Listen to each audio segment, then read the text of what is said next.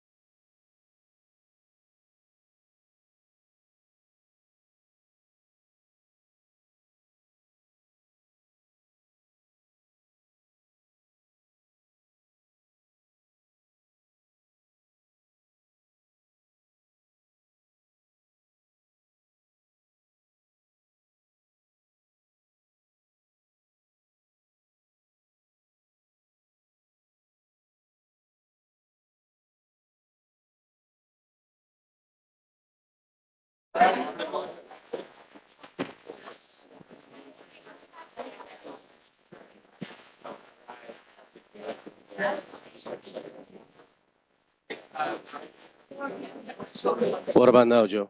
How does this sound? This one sounds okay? Sounds better.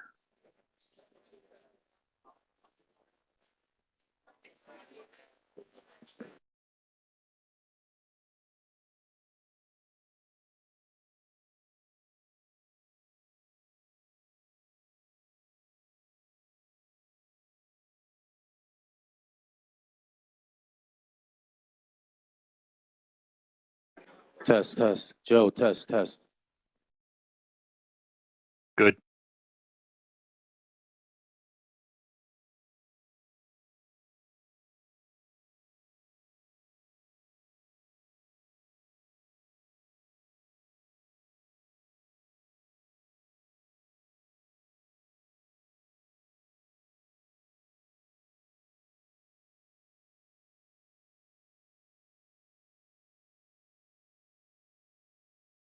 It's good.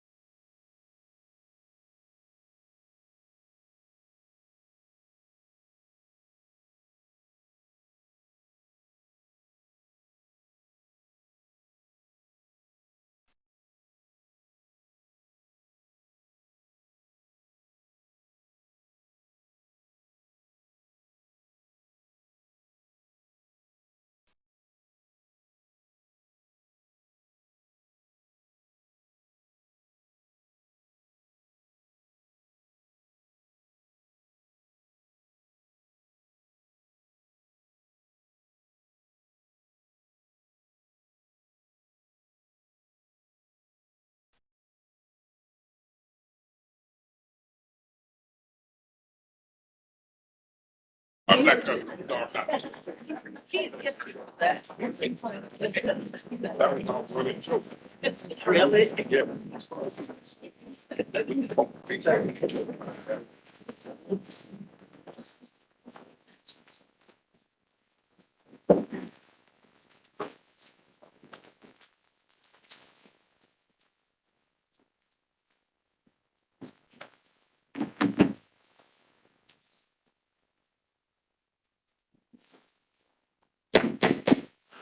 Good morning, everybody. Welcome to the Public Safety Commission meeting. We'll start with call to order. Commissioner Blair. Here. Commissioner Long. Here. Commissioner Stodgill. Here. Commissioner Wainwright. Here. And I'm Chairman Mock. A quorum of the Public Safety Commission is present, and the public meeting of the commission is called to order and will now proceed. The time is 10 o'clock in the morning. The location of this meeting is the Criminal Law Enforcement Auditorium at 6100 Guadalupe, as posted in the agenda. We will now consider the agenda items that have been posted for this meeting. We'll begin with an invocation by Chaplain Furman Carpenter. Please rise.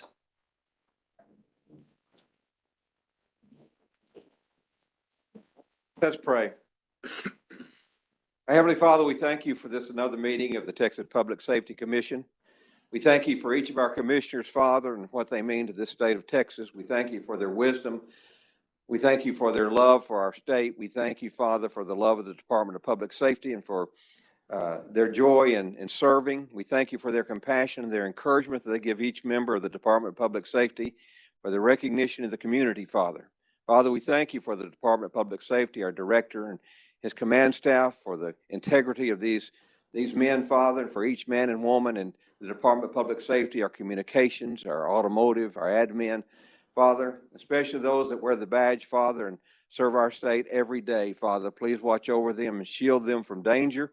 Please bring them home safely every evening. And it's in Jesus' name we pray. Amen. Amen. We'll now have the pledges by Trooper Clayton Cobb.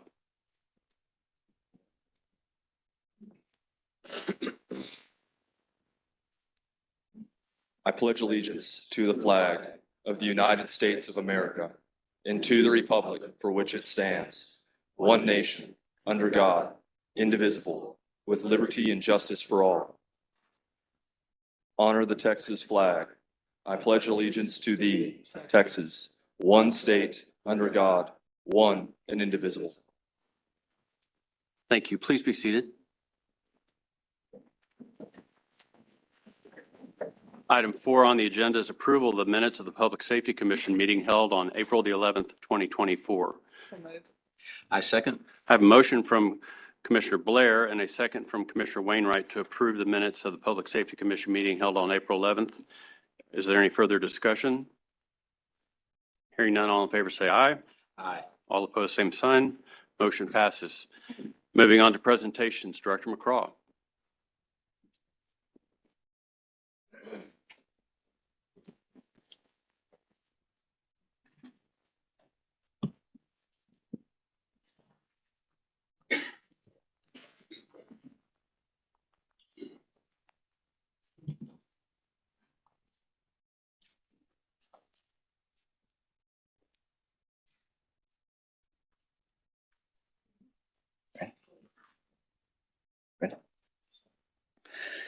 The following employees will be presented a certificate in recognition of their 25 years of service and accomplishment with the Texas Department of Public Safety. Rebecca Hibbs, Driver's License Division.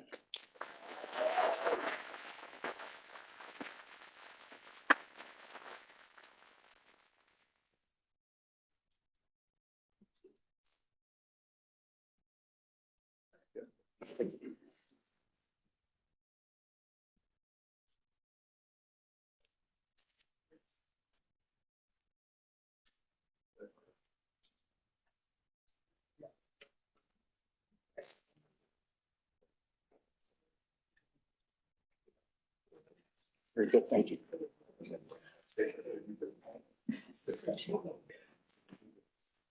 Director, can I? Thank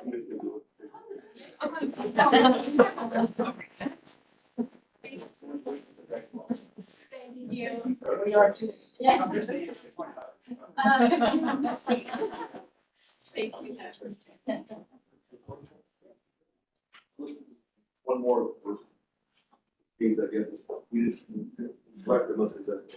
I,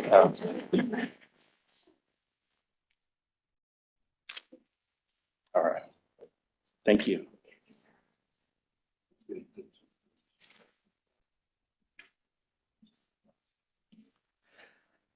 Donna Hickman, Regulatory Services Division.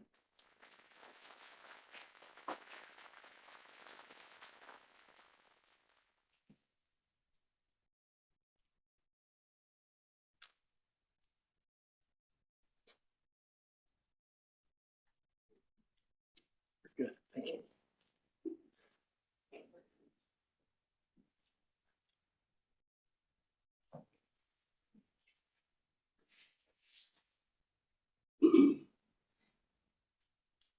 All right. If y'all don't mind coming a little bit more center to me, that's perfect right there. See everybody?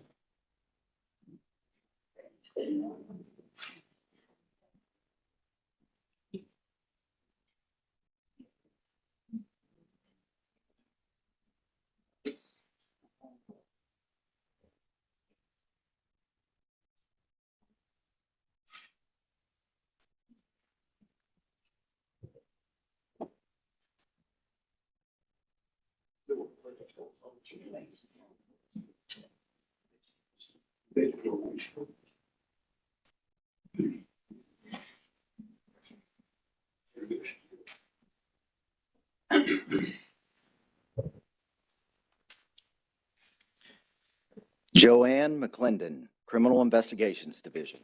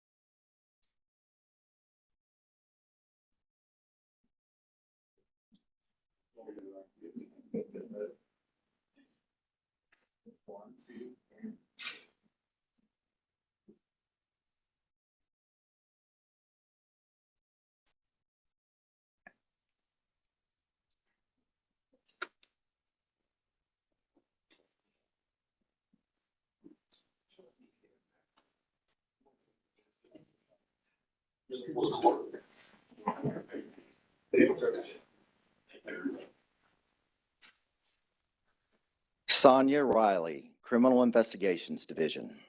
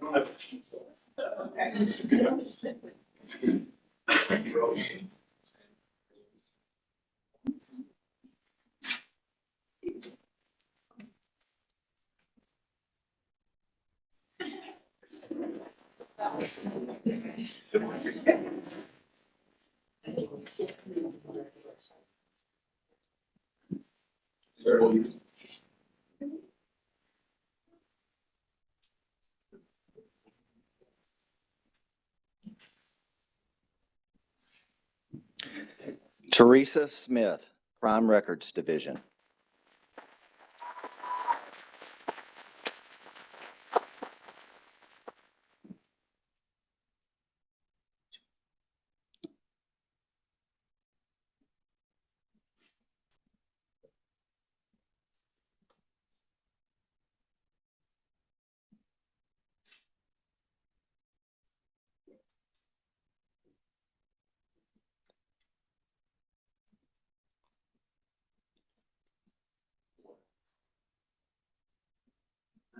You too.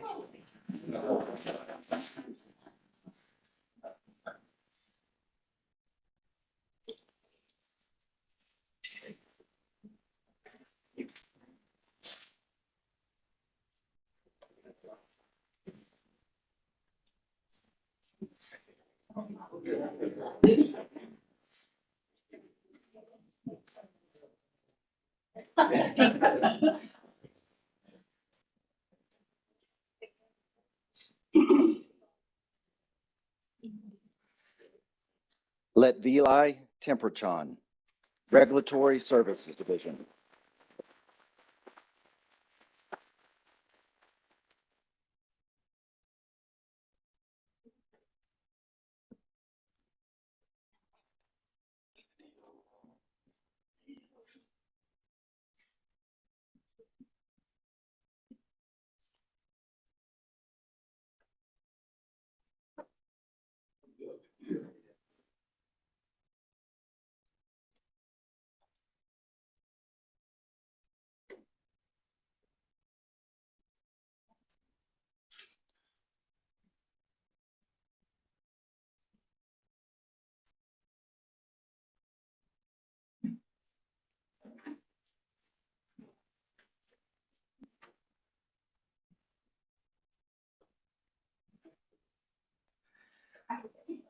The following employee will be presented a certificate in recognition of her 30 years of service and accomplishment with the Texas Department of Public Safety.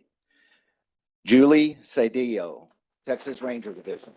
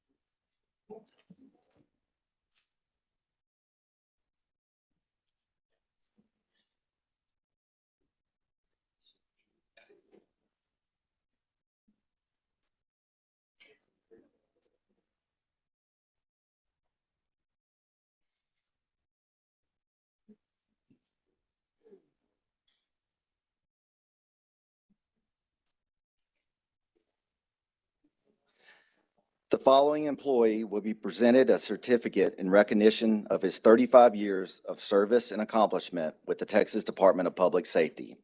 Keith Gibson, Crime Lab Division.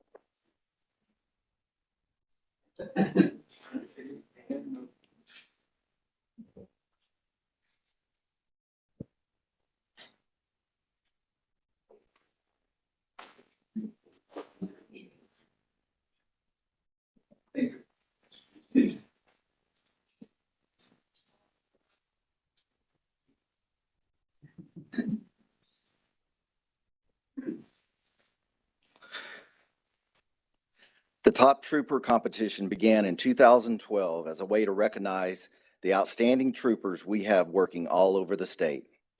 The idea was to test troopers on their physical conditioning, shooting and driving skills, and job knowledge.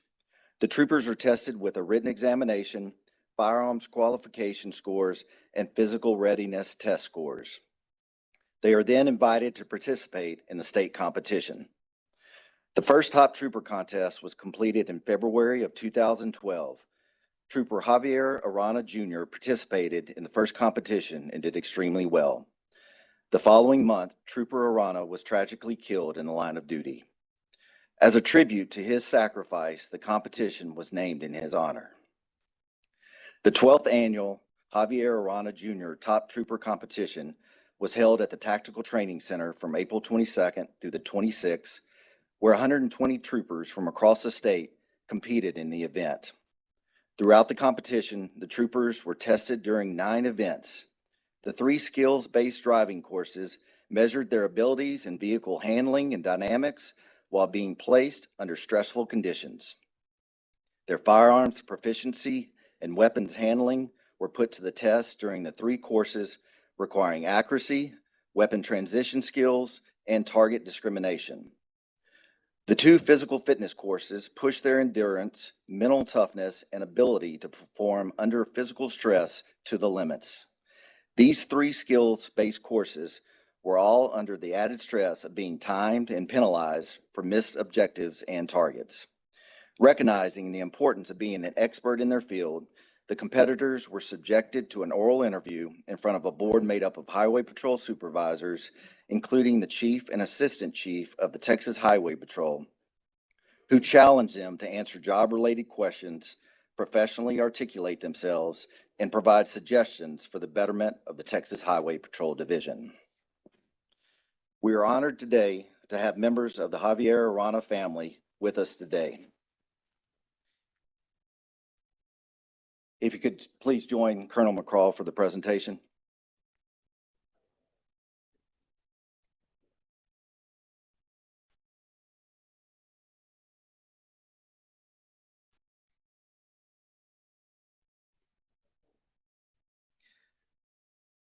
As a result of this year's competition, the Javier Arana Jr. Top Trooper Award is presented to Trooper Melanie Marino, Highway Patrol South Texas Region, for this year's top female competitor, and Trooper Trevor Topper, Highway Patrol Northwest Texas Region, for this year's top male competitor.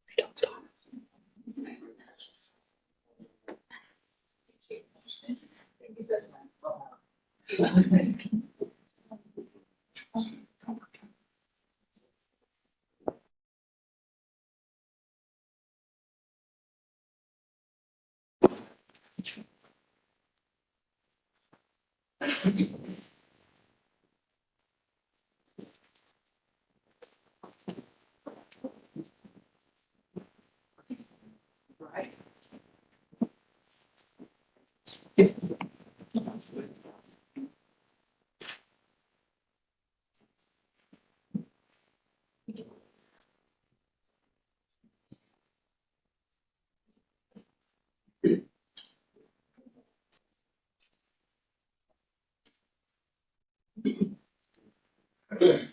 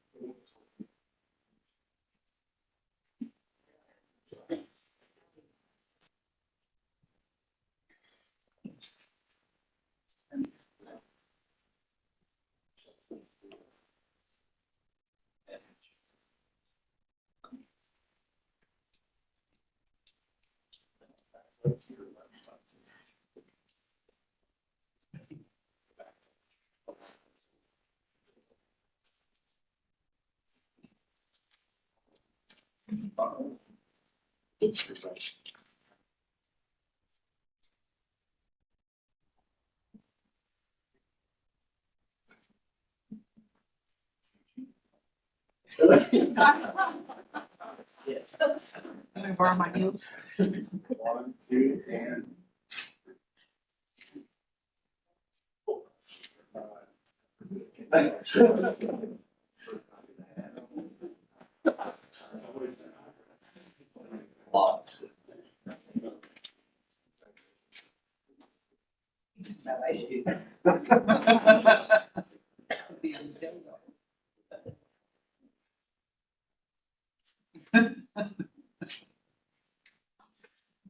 In 1970, Adolph Thomas was the first African American to graduate from the Department of Public Safety Training Academy. During the course of his career, he promoted through the ranks from trooper to narcotics sergeant, narcotics captain, commander of the training academy, and chief of staff services prior to his retirement in 1995. Over his DPS career and even afterwards as a civilian criminal justice instructor, Chief Thomas excelled in the areas of mentoring fellow employees, training others, and civic engagement. The Adolph Thomas Distinguished Service Award was created to honor DPS employees who display excellence and distinguish themselves in those same 3 areas. Our first recipient began his career with the department in 2013 and is regarded as a natural leader who inspires those around him positively. His desire to do exceptional work and bring purpose and direction to his team. During his tenure at the South Austin Driver's License Office, there was consistently high employee turnover rate and customer complaints. Single-handedly, this employee worked to change the dynamic of the office, which now has shown the lowest number of customer complaints in the Austin area and a decrease in the employee turnover. The driver license chief selected him to lead a newly developed in-service training supervisor focus group, which is designed to empower supervisors operationally and develop leadership skills. In addition to demonstrating the department's values on a daily basis, he is an avid supporter of Austin ISD schools and an active member of his church, where he assists in housekeeping duties as needed. In recognition of his distinguished service, Assistant Manager Dominique Washington is hereby awarded the 2024 Adolph Thomas Distinguished Service Award.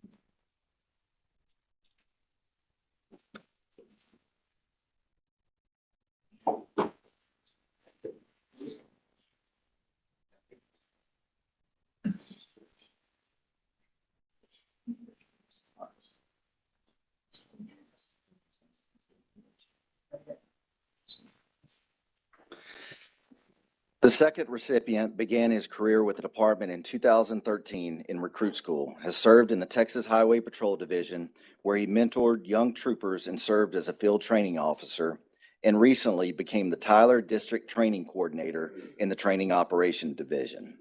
He demonstrates remarkable self-motivation and a strong ability to learn procedural issues. In a short period of time, he exceeded his required training schedules in the district's remote areas, which greatly assisted small agencies with TCOL mandated training. By proactively reaching out and providing assistance, he strengthens bonds between agencies and promotes a shared commitment to excellence and professionalism. His approach enhances interagency cooperation, ensures everyone is properly equipped to serve and protect their communities effectively. In addition to his dedication to his work, he serves on the Elkhart ISD Board of Trustees, Anderson County Appraisal District Board of Directors, and the Elkhart Youth Athletic Association. He coaches Little League baseball, softball, and basketball while maintaining all fields for the children to play on. He serves in a leadership role with the youth in his church, highlighting his commitment to community involvement and mentorship beyond law enforcement. In recognition of his distinguished service, Trooper Stephen Prater is hereby awarded the 2024 Adolph Thomas Distinguished Service Award.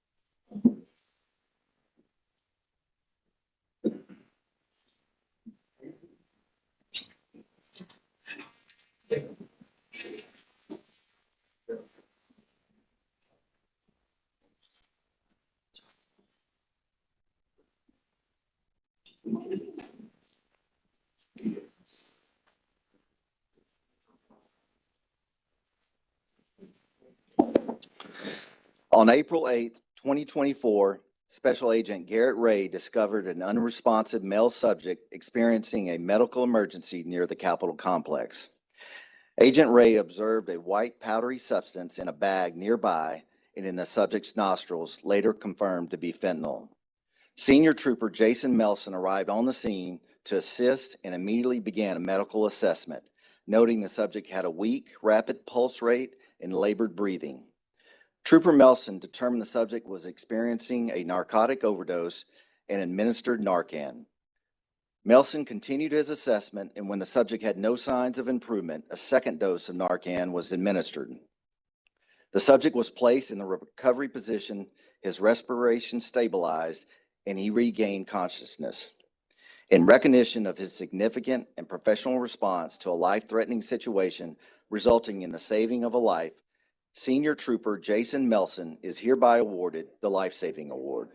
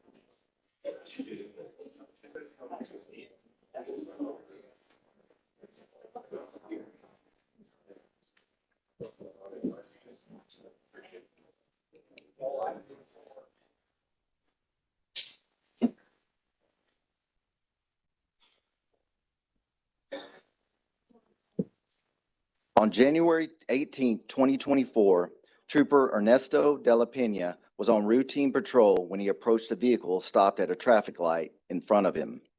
A female subject exited the front passenger side door and removed an infant from the back seat.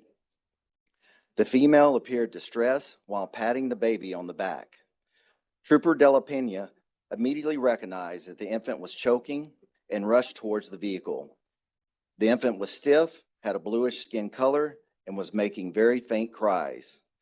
De la Pena took the infant, placed him face down over his forearm, and began providing back blows between the infant's shoulder blades. After several attempts, the mother was able to remove a small plastic cap, and the infant began to cry louder and return to a normal color. In recognition of his significant and professional response to a life-threatening situation resulting in the saving of a life, Trooper Ernesto de la Pena is hereby awarded the Life Saving Award.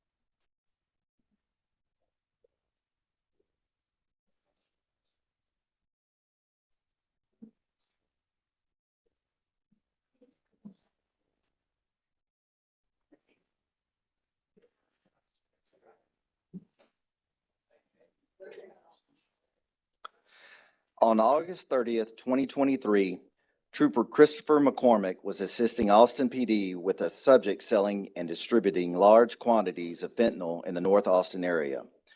The subject was wanted on 5 outstanding warrants, including terroristic threats, unlawful carrying of a weapon, and resisting arrest. After vehicle pursuit, the subject fled on foot and ran through several residents' yards. While attempting to jump a privacy fence, the fence fell on top of the subject and Trooper McCormick. The subject began to physically assault McCormick, and due to the intensity of the situation and backup not yet having arrived, Trooper McCormick began to yell for help. At that time, Angelica and Robert Saldana rushed out of their home and without hesitation assisted Trooper McCormick in subduing the subject. The Saldanias selfishly put themselves in harm's way to protect a public servant who was in dire need of assistance. Their action saved Trooper McCormick from further harm, and their bravery is a true testament to their character. In recognition of their significant and decisive response to a life-threatening situation resulting in the assistance of a law enforcement officer, Mr. and Mrs. Robert Angelica Saldana are hereby awarded the Director's Award.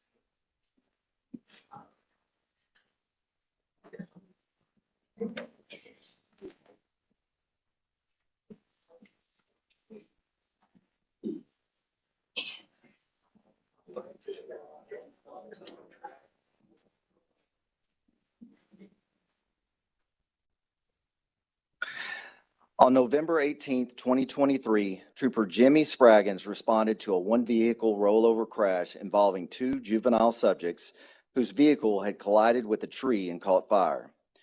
Trooper Spraggins was met by Stevie Brewster, who had reported the crash.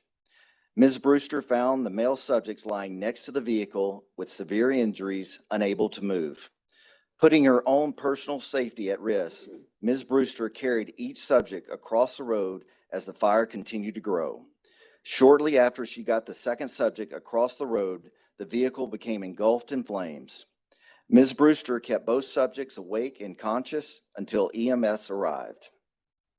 In recognition of her significant and decisive response to a life-threatening situation resulting in the saving of lives, Ms. Stevie Brewster is hereby awarded the Director's Award.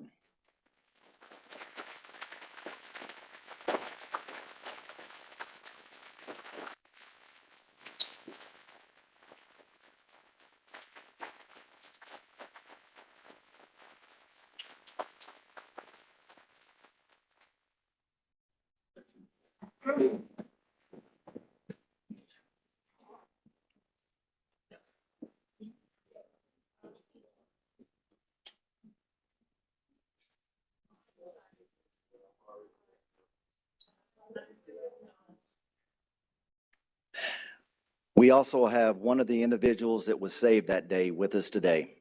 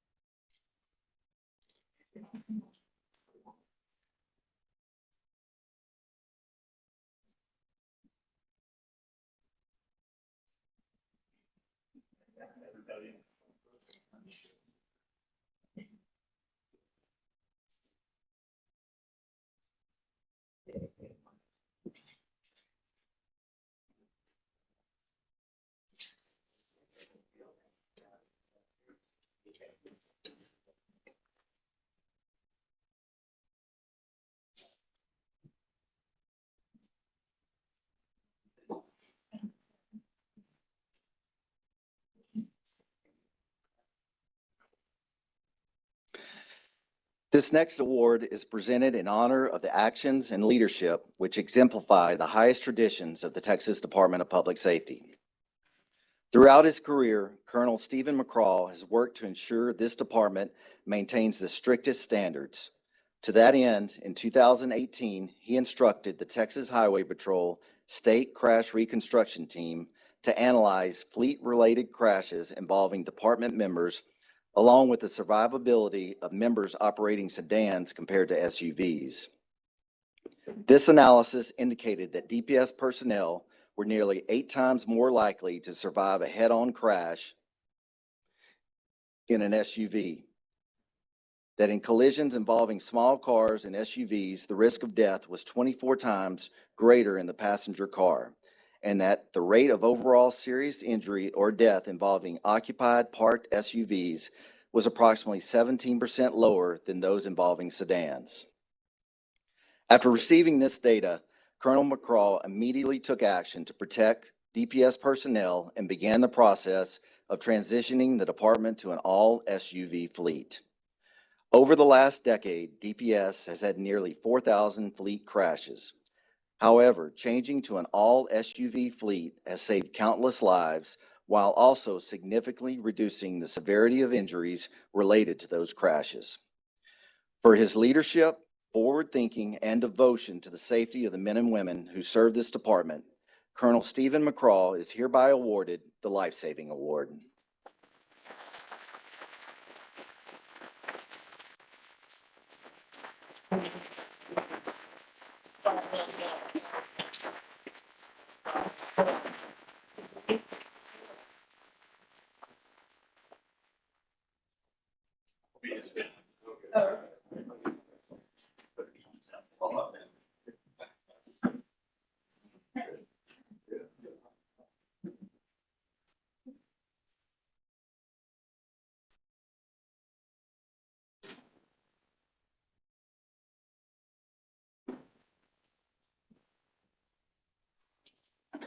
Thank the Highway Patrol Division and Major Rippey.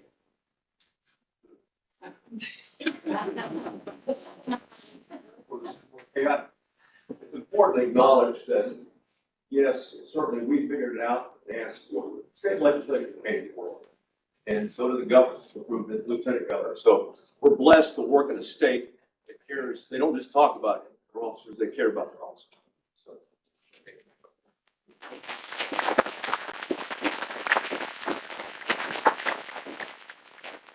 So every in-service school, they can have a GT 500 Mustang as a patrol car. They just have to buy it themselves. That's it. Because of the commitment to the highway patrol and the dedication to providing that safe vehicle, we thought we needed something more than a plaque. So we brought 5 troopers in that were involved in major crashes. And because of their dedication and commitment to provide those vehicles, they're alive today. So please come.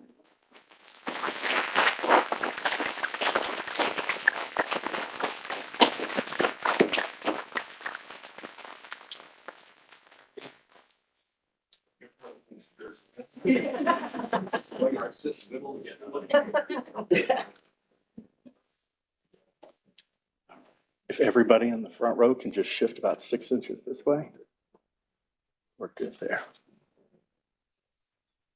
Thank you. Count of 3, 1, 2, and 3. Got blinks. 1, 2, and 3.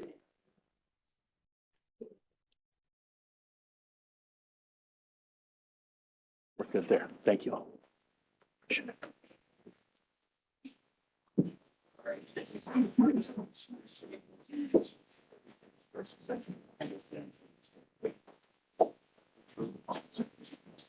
Congratulations, brother.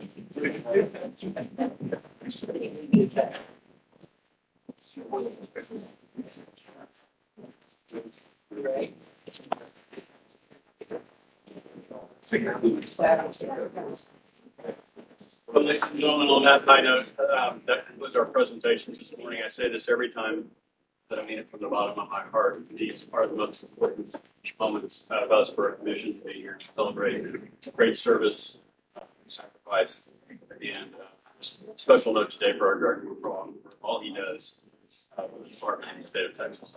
We will take a 5-minute break before we proceed with the rest of the meeting. Thank you.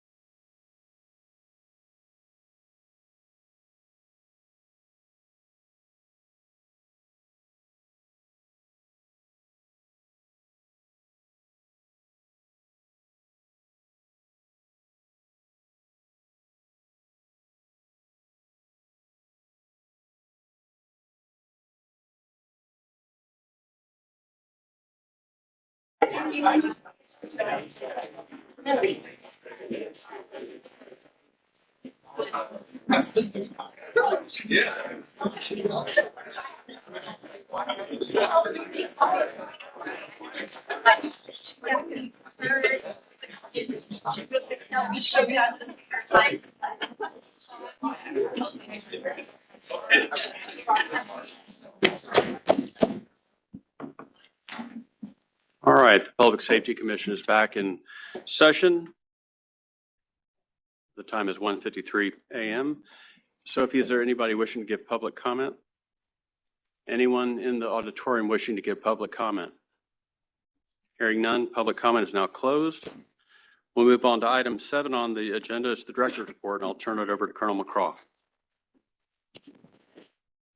Chairman, Commissioners, we'll begin with a quick overview in terms of aircraft operations. And the chief of our Aircraft Operations Division, Stacy Harlan, will be doing that presentation.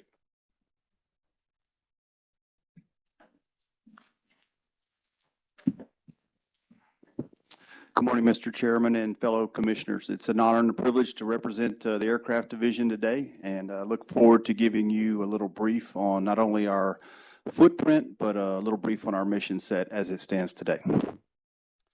I'd like to start off with a series of real short 30-second videos. In our industry, we say a picture's worth 1,000 words, video's worth 1,000,000. So I can show you something in about 30 seconds, make it kind of efficient to demonstrate.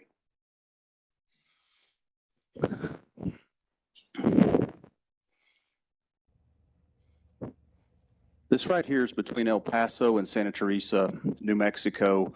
As we know, it's kind of a hotbed right now. And what I'm trying to show is how aggressive these smugglers and human smugglers, human traffickers are to law enforcement. Check, check. Is that better? Okay. And so, you know, you can see them throwing sand at the Border Patrol. They're kind of hung up in the fence with a ladder, you know, trying to defeat whatever barrier you put. 20-foot fence, 25-foot ladder. They're throwing rocks. They're throwing water bottles. They're throwing anything to try to discourage these agents from doing their job. What's not unique about this video is this is just one that I use for illustration, but we see this thousands of times. And I think the last week, matter of fact, the current chief of the Border Patrol, Jason Owens, put out a thing about how many of his Border Patrol agents have been assaulted. He went out public with that, and you could see some of the injuries they've suffered.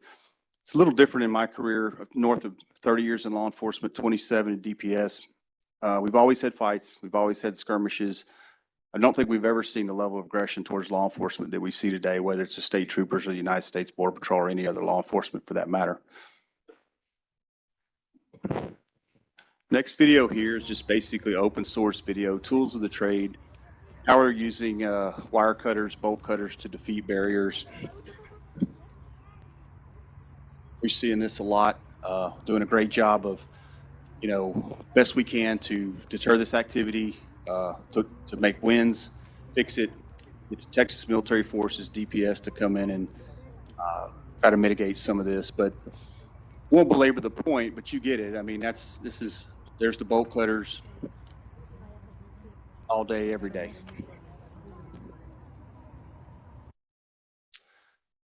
This third little clip is not a typical pursuit or untypical, but what I'm trying to demonstrate here is you'll notice in this video, there's not a bunch of MARC units or highway patrol pushing them or sheriff's office or whatever.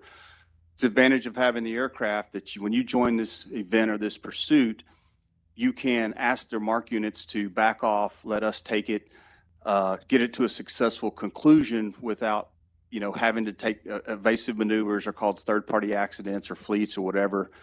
It's just a much safer way of kind of taking the chaos out of a chaotic environment, if you will. Once we get them stopped, then we can call the troopers, CID agents, kind of keep them down. And at the end of the day, we caught them all. And no fleet accidents, no big-time crashes. It's just a real efficient and safe way of handling this. And as y'all know, we've seen more pursuits in the last little bit than we've ever experienced before. So it's a big help.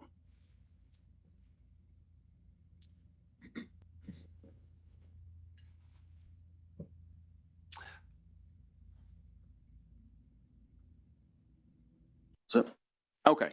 I want to take a minute just to kind of remind the commission of what our fleet consists of. This is a light single engine helicopter. That's kind of the mainstay of the fleet, if you will. We operate 15 single engine helicopters, 2 twin engine helicopters for a total of 17.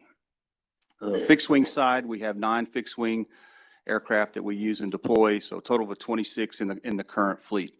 We're very fortunate through leadership and to legislative members of supporting and the commission supporting our operations. And we're very effective. Certainly I'm a little biased, but I have liaison and been around a lot of other airborne law enforcement units.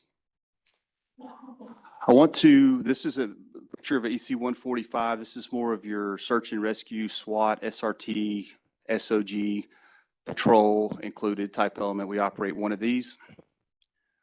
Next, Cessna Caravan. We have 3 of these, about to be 4 in about December.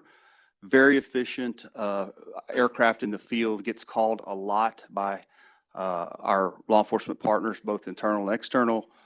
I would say that on average, with the fleet, that 85% of our flights and support are for other than DPS. I kind of model it after the crime lab theory, so to speak. You know, you have strategic crime labs to service all the thousands of agencies throughout the state. It's the same thing with us. We have 12 bases. We service all of those that don't have air support and provide that service at no charge. Only the major metropolitan cities like your Dallas, Houston, Fort Worth, Austin, San Antonio operates their own law enforcement aircraft. PC-12, workhorse of the fleet, very versatile, probably the most versatile aircraft that we have. It does a lot of things really well. Patrol, border is the main effort, but it can turn into a cargo plane, prisoner transport, search and rescue, command and control when national disasters and floods, stuff like that. Very, very useful aircraft. This is a case where we adopted this aircraft from the Houston PD and put it to work. It's a little aged, but it's become a very good platform for us. I want to show you a couple of slides later about how we've kind of combined forces with the Texas Rangers and the SRT units, and it's provided that transportation and tactical insertion. So it's a real benefit, and it's kind of taken us beyond our legacy type mission. You'll see that here in a little bit. Drones, the DPS and AOD continues to operate a fleet of drones. It's pretty significant. I think right now we're up to 320 systems. We have 345 actually RPICs, or remote pilot and command. We have more pilots than we do drones.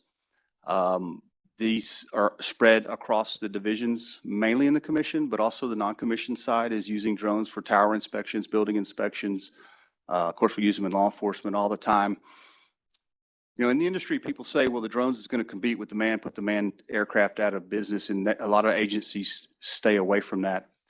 I'm glad that we didn't, and this is coming from a pilot of 30 years, because the drones actually bolster your manned fleet. They shoulder a load. They are very effective at what I call static targets. That is targets that are not moving, like pursuits. It's a warrant hit. It's a riot, a public unrest, what have you. Things that are more static. The drones super effective, super cost effective. Never going to place the mobility of a manned helicopter or an airplane, but I think you work them together. And I'm glad that as an agency we went with that and didn't push back on the UAS side. Couple quick briefs. I ran these year to date just so I could have the freshest numbers that I could. I want to highlight four data fields. The first one is number of flights. You'll see it at 5,900. That's roughly 6,000. If you convert that into divided by 365 days a year, it's 16.3 flights a day. Second one I want to show you is the hours flown. We're 12,667. Do the math on that one. And that's 34.7 hours per day. The third one is a big one to us. That's your agencies assisted. How many agencies did you help? Again, going back to the number I said previously, 85% of our flights are for other than DPS. 77,745.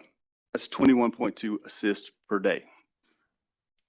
Lastly is events. What are events? Events are things that the aircraft are actually being asked to do and actually utilized on. So whether that's a manhunt, search and rescue, photo flight, transfer, patrol, interdiction, violent crime task force, anytime an event happens that aircraft responds to, we log that as a assist or an event. So in theory, you could have a 1 hour flight and you could have multiple agency assist, or you could have multiple events, or you might just have one event and one agency assist if it's like a surveillance for a narcotics unit or something like that. So just a quick data set.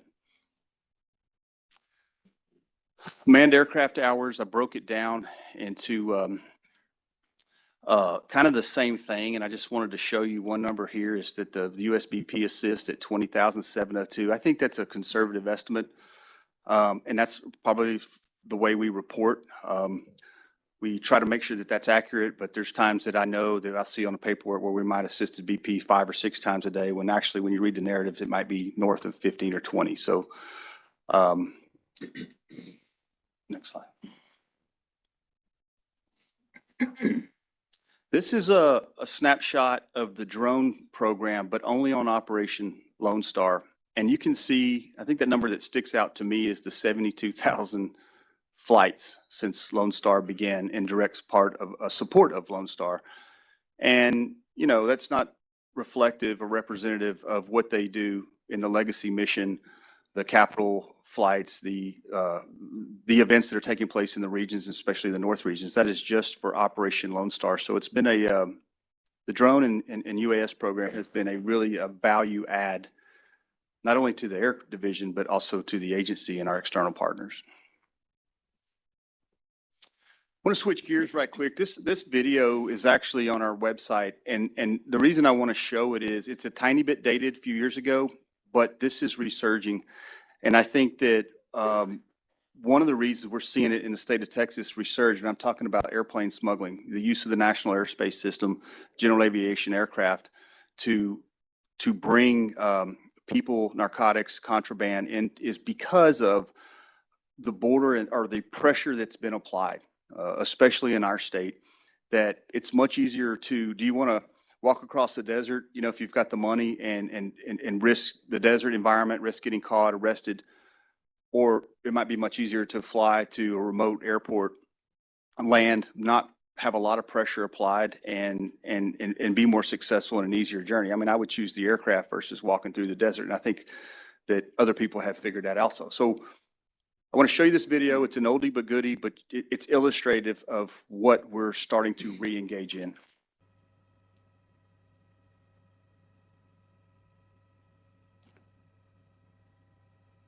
And that's from the Pilatus, right? He's doing like heat runs here, Brent, so he's probably trying to look for you guys. They want to take this guy into custody. We're telling us it would be as if a felony has been committed. So if you guys can get on the ground, if he lands in Marble Falls, that's the goal. He's all lined up for 1-7 right now. Yeah, we got a visual. This looks like a good stop. He's got a duffel bag. He's throwing it in the grass. Yeah, nothing to see here.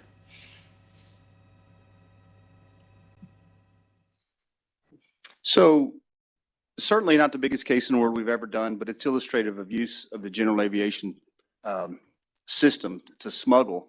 And what we've seen in the last year or two is kind of a throwback to the 80s where aircraft were utilized to do these sort of things. And then some tools and technologies were in place and it kind of slowed down, and it's kind of resurging now. And I think we can probably all figure out why, because of the current situation and trends that we face.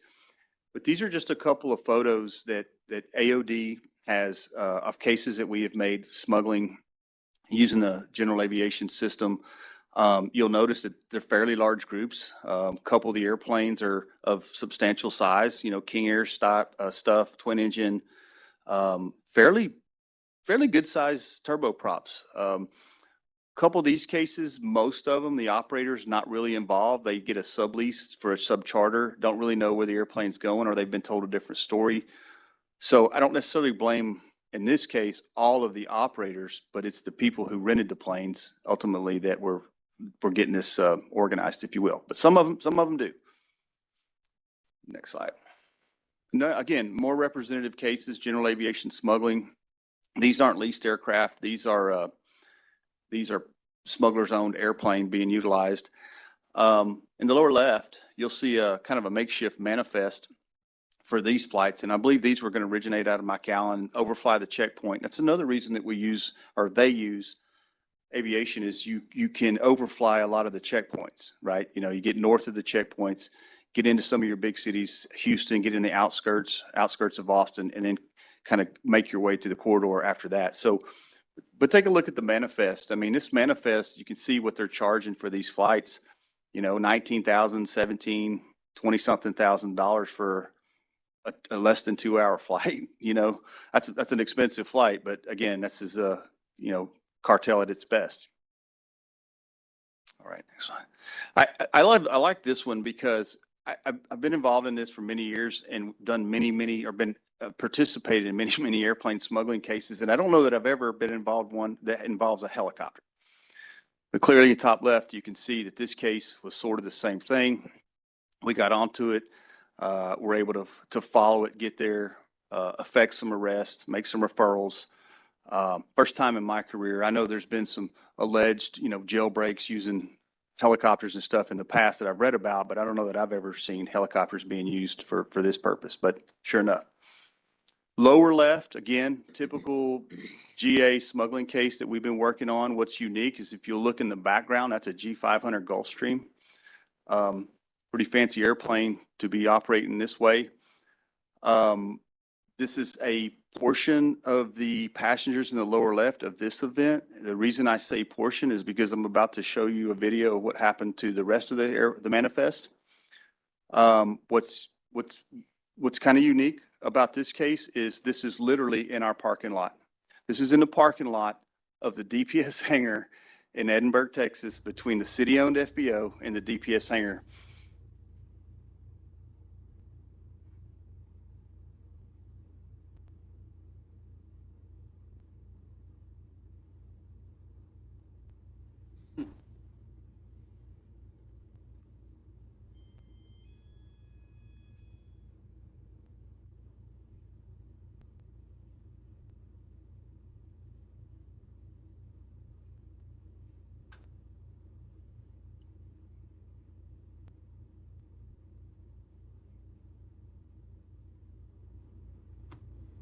Now, this car that you see that came out of the airport environment, what you can't see on the video is when our pilots tried to detain that vehicle and that operator, she literally ran over the foot trying to get away for the grasp of one of our pilots in that car that just fled and picked up everybody else. Now, fortunately, he wasn't hurt too bad, but, you know, again, blatant disregard for law enforcement, open daylight, DPS office, city hangar, and here we are doing a bailout.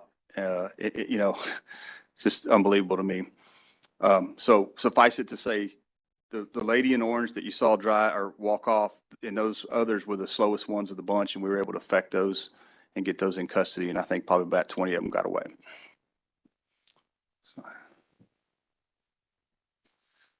This is a quick 1-minute video. I want to show you that we participated with the U.S. Border Patrol, great partners of ours. Inside the Border Patrol, you have what's called an ILU, International Liaison Unit, that coordinates with other countries. In this case, the Guatemalan consulate wanted to come over and liaison with Border Patrol. And they could have asked a lot of people to take care of this patrol flight, but they asked us, I think, because we have such a great partnership and we're efficient. And so I just want to play this video. I think it's great partnership with the consulate's office, but also the Border Patrol and DPS. Como parte de las acciones de protección consular de nuestro consulado, se realizó una visita de trabajo al sector de Big Bend, Texas, en la cual, en colaboración con las autoridades de la patrulla fronteriza y DPSA, tuvimos la oportunidad de realizar un reconocimiento aéreo de las zonas de mayor afluencia migratoria y conocer de primera mano los peligros que enfrentan los migrantes al intentar cruzar de manera irregular la frontera sur de los Estados Unidos de América. Asimismo, gracias al apoyo de patrulla fronteriza y DPSA, se conoció el equipo de alta tecnología que utilizan estas autoridades para localizar y rescatar a personas en situación de riesgo, en uno de los sectores con mayor extensión de área desierta en la frontera sur de los Estados Unidos de América. Es importante recordar que migrar de forma irregular puede acarrear graves peligros que pueden poner en riesgo la vida de las personas. Instamos a todos a buscar vías legales y seguras para migrar, evitando así situaciones de riesgo y tragedias innecesarias. My Spanish is not the best, but Rudy tells me that basically the gist of the message was that they're trying to warn people how dangerous the trek is across the open desert, and illegal entry between the ports of entry is not a safe maneuver, and you'll expose yourself to being captured or danger is the gist of it. I want to change gears one more time, just show you a little piece. Deep Aircraft Division has recently kind of joined forces with the full-time SRT and SOG portion of the Rangers. It's been a huge asset to us because basically we have the ability to now to have a few operators in what we call full-time fighting force that can help us on the ground. Most of the success for us in the air has to have a ground component, and we work in very remote, austere locations. Having SRT people to pull from that are highly trained to do tactical insertions, kind of tier 1 style tactical maneuvers is kind of taking us to the next level, if you will. So that's kind of what these photos represent. I have a very, very quick video of the 412 I mentioned earlier. Fast roping, which is a tier 1 maneuver, but not only fast roping, but fast roping with a K9 unit.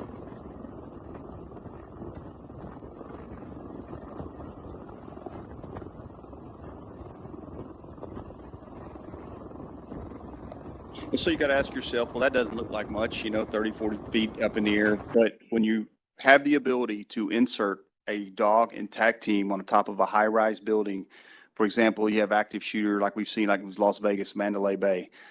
Any one of our cities have big buildings. We can do this not only with that helicopter, with other helicopters, but we can do rooftop insertions. Today's world, with the active shooters that we have, it is doesn't look like much in training, but when you're on top of a rooftop to be able to get in there, usually you have a lot of antennas and stuff, and that's why you fast rope, not land, or they don't have a suitable pad. Being able to do this with full-time SWAT guys, full-time SRT, it's a game changer when it comes to our asset strength. Again, another representative example, same thing, twin engine helicopter, heavy duty. That whole team was put in that helicopter, and this is a couple of narcotics cases we recently did. These are very recent, very austere, very remote locations. Again, just because you can't get a patrol car into this area doesn't mean that it's not being smuggled into. So the only way to get there sometimes is by helicopter and insertion. And I think that, again, having those resources, coupling with the Rangers, being able to go into some austere and remote location is the way to get law enforcement in places that typically there is no pressure. And they know it, otherwise that's where the bundles would be in the bodies, right? So really proud of that type of interdiction that we're providing. With that, I will conclude and be available for any questions that you may have. As always, a very interesting presentation. My question for you is, how many of our helicopters currently have hoist capability? A little more than half. So a 7 or 8, depending on what day it is. I think the picture moving forward is not necessarily having a hoist-equipped helicopter, but having a helicopter that has a hoist provision. And you're almost better off in the future having helicopters that are provisioned with hoist and then swapping the hoist around so that if you have a certain amount of your fleet down for scheduled maintenance, it's a negative impact because you can move the hoist to the other bird. So moving forward, I think you're probably the most efficient by being provisioned, but not necessarily need another hoist. Yeah, so if you were sending helicopters into a hurricane zone, you would send them equipped with that, and when they weren't in that zone, you would take that equipment off. And you would couple that with the normal maintenance rotation. So you're still not really increasing your hoist capability because you have on the backside a certain amount of aircraft are in scheduled inspection. anyway, no matter who, no matter which one they are. And we feel like moving forward, the other secondary reason for that is with a hoist, there is a lot of maintenance and inspections and stuff, the clutches and all these things. And we would rather have the helicopters moving forward equipped for the provision so we can move it over and not have to maintenance 15 or 17 hoists. Understood. Thank you. Any other questions? I've got, Chairman, could you allow me? Thank you, Chief Holland, for a great report on that. I've got a couple of remarks and then maybe one question. First of all, thank you to our aviators around Texas. I know when I go and talk to some folks about DPS, probably the aviation operations is not the first thing that they bring up. I think a lot of people don't even realize what we do in the air around the state of Texas. And to piggyback on what you said about the partnerships, I'm probably more familiar with North Texas because that's where I live and I talk to some people up there. But the efforts that they're doing to help Plano and Frisco and Mesquite and some of our local partners up there that don't have the capability to do that surveillance from the air. I see it time and time again that there's a lot of bad guys and bad girls out there that are being caught and arrested because of what you guys are doing up in the air. So very, very thankful of that. The surveillance that we're doing around the state, I hope it's something we can grow. I hope it's something that we can go to the legislator and they will continue to support us on that. The question I have is with the demand in pilots from, in commercial aviation and what's coming, they say it's going to be over the next 10 or 15 years. The salaries are really going up in the private sector. Has that touched us at all with the recruiting of pilots in our operations? It's a great question. With most agencies, it is. There's a lot of stealing going on of talent. Bonuses being offered through the air carrier, which is your airlines, looking for pilots, trying to add signing bonuses to draw talent away.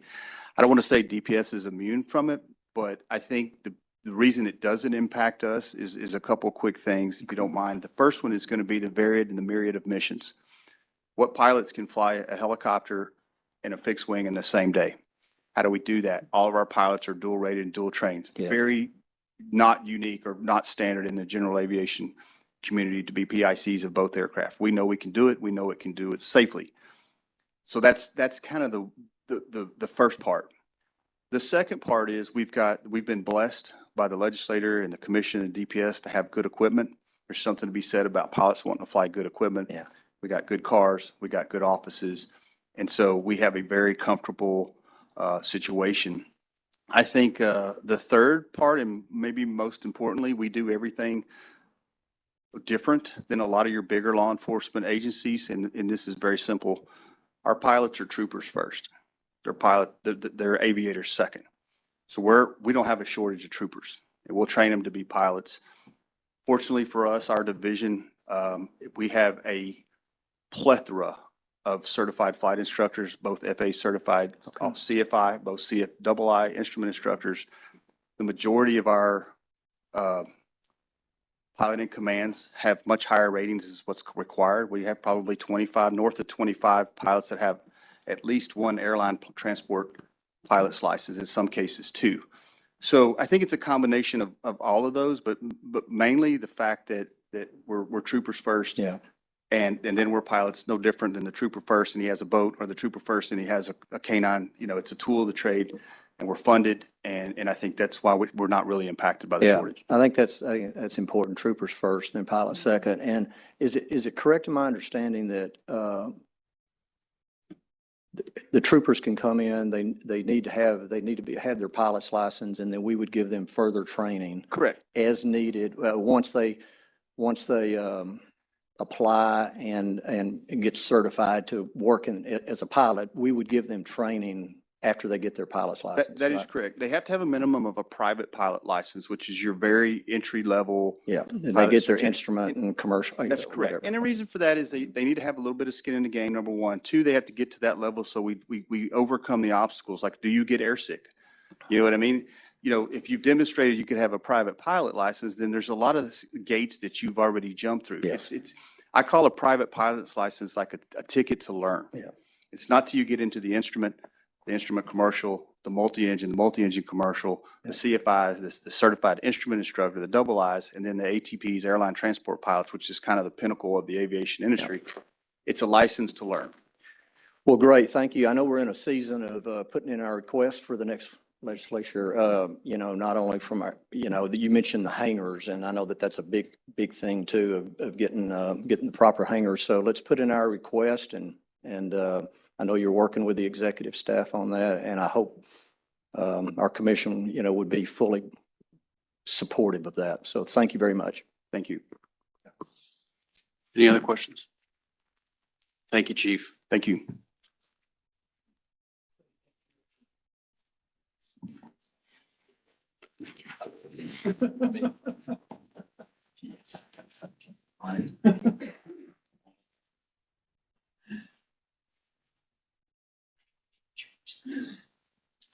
Just to underscore a few things that the chief said is that, well, first and foremost is that to run an aviation program that's safe, you need a large investment, and certainly the state of Texas has made that. And to operate in a state as large as Texas with 268,000 square miles and all the jurisdictions, the 2,200 different law enforcement agencies, the majority of which have, you know, 10 or less officers, some 50 or less officers, all the way up to 90%. So they can't afford an aviation program. They can't afford even a UAV program. So how do you provide that service? And the legislature's been very good over the years recognizing the role that the department plays in supporting our local partners, whether it's the laboratory division in terms of forensic scientists, whether or, quite frankly, the Texas Rangers in terms of assisting with major violent crime investigations, and certainly aircraft support. And as he noted, most of our assists or other agencies, including Border Patrol. We've demonstrated the efficacy of it, the need for it, especially night operations when you're dealing with smuggling a crime, is to be able to detect and interdict it. Certainly it's been very helpful in that regard. There's no question about it. And certainly out in these areas with brush teams supporting those particular things. And Chief did a good job of explaining that, but also inside the city, when we're conducting organized crime investigations by our special agents, and whether it's serial robbery crews, or whether it's a particular gang, or it's cartel networks, or if it's a terrorist cell, you can't surveil these types of groups without air support these days, period. They do a great job in terms of counter surveillance techniques. They're paranoid to begin with, and you just can't be successful without air support.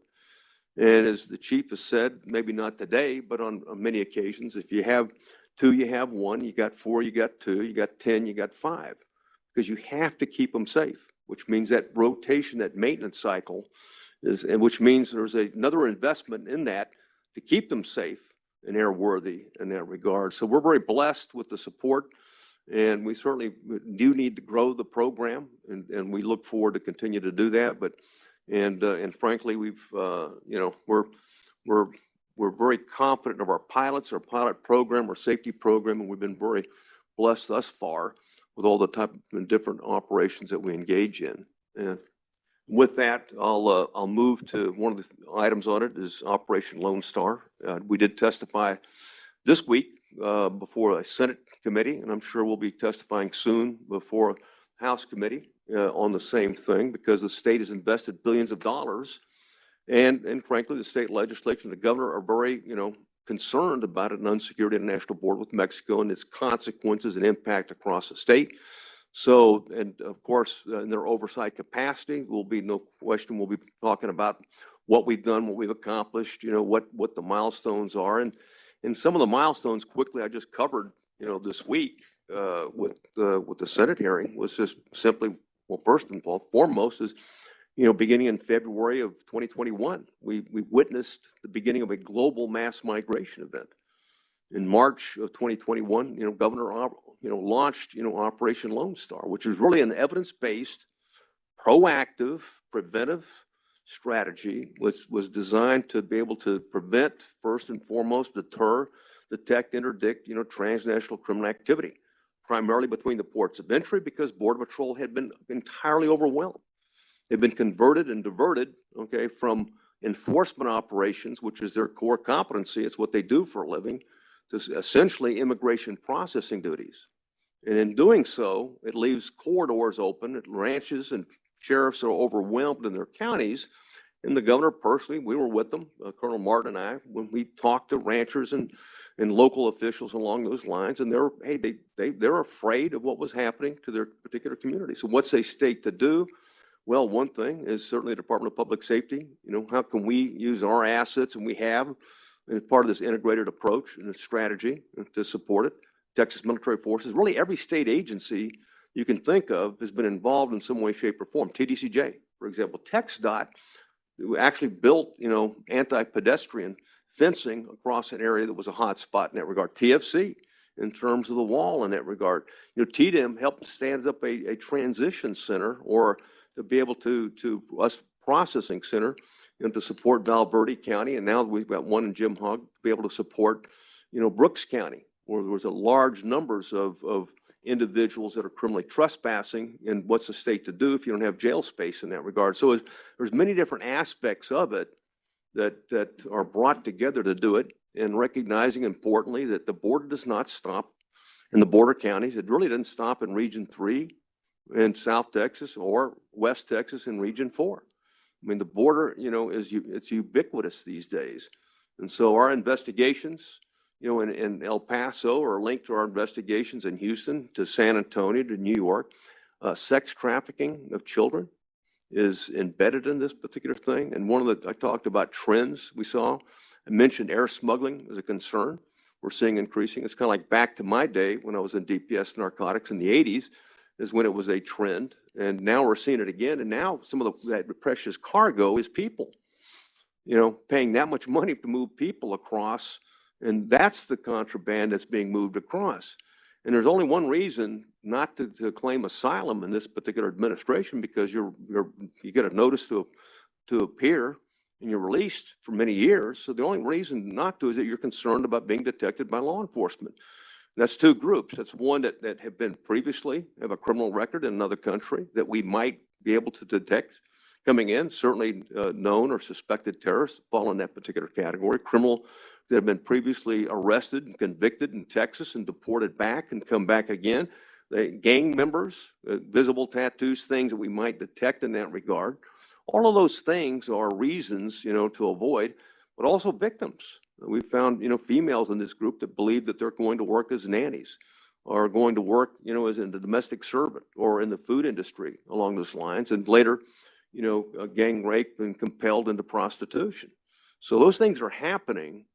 And so what a seemingly compassionate policy to allow everybody in is anything but compassionate, you know, certainly from Texans or anybody in the nation, but it's certainly the migrants are so abused by the cartels. And one of the trends we talked about is this new gang that we've had over 498,000 Venezuelans that have been detected and apprehended, you know, by Border Patrol. And some of those we've arrested and referred to Border Patrol. And over the last, since March of 2021. And we hadn't, you know, we were used to MS-13 and MS-18. We'd already provided testimony or concern about Houston, eventually what has become now a hub, national hub for MS-13, and those impacts of that and the type of the narco-cultural that infiltrates the schools, the young age, all of the impacts. And of course, we were correct, and it is now. And it's a problem. We're seeing the same thing with a Venezuelan gang right now. TDA, or Tren de Aragua is its name. It's a prison gang out of Venezuela, very violent, operates in different countries. And when you heard Chief Holland talk about, he hadn't seen this type of confrontations before, these types of groups in terms of how they act and react. And we're seeing that now with TDA. We see it in El Paso. And they specialize in a number of things, but certainly in violent crime, but a number of different crimes in that regard. They're not afraid in terms of using violence. And sex trafficking of women and children is a core competency of theirs, not just in the U.S., but other countries as well. So those are disturbing trends. And we're at the nascent stage of what we saw with MS-13, so we're concerned about that and how we be proactive. We got 18 tiered gangs. Soon it's going to be 19 when ICT gets this next go around in terms of our annual gang assessment in that regard. So those are some of the trends. Other milestones, importantly, the whole idea is that, hey, what can we do to prevent, deter in that regard, especially in the state of Texas? We have, I exaggerated a little bit. I thought we had as much as, 11%. We really have more like 9% of our border, which is 64% of the border, has federal primary fencing. So you keep hearing about the fencing and the federal wall along those lines. You see it where it's entirely different in other states, where you've got, Arizona, for example, they've got as much as 86%. The same thing in California. Okay. New Mexico is one of the lower numbers, but so they've got a very small percentage of the border, but a very high percentage of the federal primary wall that exists in whether it's the Sonoran Desert or it's in San Diego in that regard, which makes our job more difficult, more challenging in that regard. And one of the things that we focused with, and it's always been the epicenter, the Rio Grande Valley, has always been zone 1, and is the last couple of decades for drug and human smuggling, it has been the most significant area. It's led the nation. All Border Patrol sectors has been the RGV sector. The whole idea was, what can we do in terms of infrastructure? And the Texas Military Department has done a great job of putting the infrastructure right on the river. And that's important, not simply because they get in at that point. If they're not deterred from getting in, once they're in, they're gone. At that point, they're going to be released. And what's what they're trying to do and accomplish? Well, they've rolled out, miles and miles and miles of temporary fencing, tactical fencing, if you will. And then every time they beat it, we reinforce it in that regard. And this is one of the trends we talked about is in the TDA gang, is right now they're working with a gang that's associated with La Línea, which is the enforcement arm of the Juarez cartel in El Paso. And they're basically scouting, and then they're infiltrating. They're trying to extend the line and then penetrate using, wire cutters at that point, and then rushing people in behind it. And you certainly saw the riotous behavior that began, back in March when they attacked, or at least 9 individuals we arrested later on, DPS did, for assaulting border National Guard troops in that regard. And those things, so going back to, that's the type of thing we're dealing with right now. But obviously RGV, was important. What can we do? We focused there. And what we saw is a shift westward to the Del Rio sector. And that actually was in April of 2022. We first saw the numbers started moving, and where they superseded for the first time ever. And it became the hot spot. And then again, eventually, besides, in the Del Rio area, we saw a shift, further shift, Del Rio to El Paso in October of 2022. Important in that regard. Is why we're focused in that particular area. And of course, a big milestone occurred when we saw for the first time that in April of 2023, Tucson sector, with the Sonoran Desert, became #1 hotspot for human smuggling. The numbers were there. And even 2024, we've seen a shift even to San Diego. So they got a very small piece of the border, but they got a lot of numbers pouring through at that point in time. And one of the, you're a critic, well, first of all, you're a critic of Operation Lone Star. There's always going to be some open border, anti-police, pro-crime activists that are going to argue numbers in that regard. And we went back and checked our numbers. Our numbers are solid. We made these arrests at these particular point in time. We're confident that we've seized that. All of those things, but it's not the things that matter as most. It's the absence of crime and disorder that we're trying to prevent. And it's moving it westward.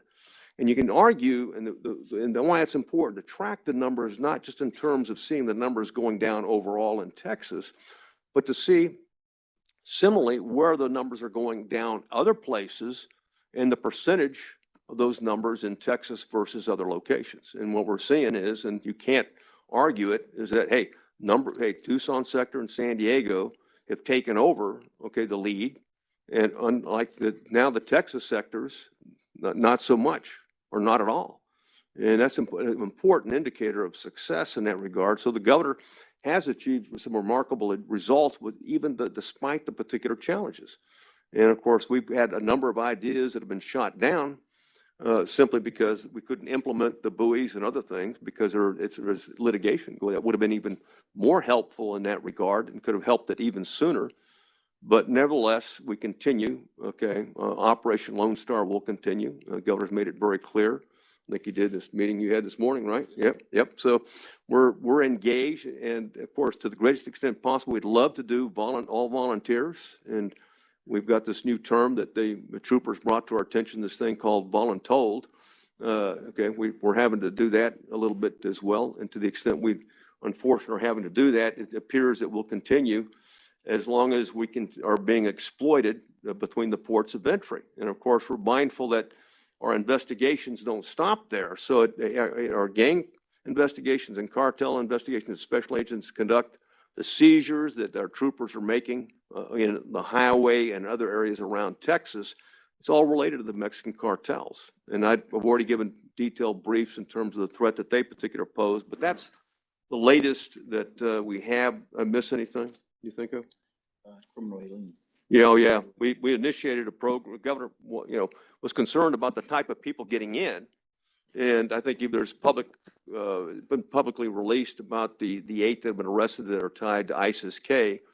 Now, there's always been individuals, and we've seen a dramatic increase in individuals on the terrorism watch list, as many as, I think, 169 in 2023. That's a dramatic increase from 0 in 2019, and I think 3 in 2020. Those are the ones that were encountered. Ones that were encountered, and ones that were caught. You have this thing called gotaways. We met in June. We obtained the 4 million mark in Texas. You can double that number, of individuals that got away, plain and simple. And it's kind of cute. Known gotaways and gotaways. You don't really know what you don't know, but we know from the detection technology that we deployed that you don't get. If you're lucky to get half of those, even when you know they're there. In that regard, so that is a concern.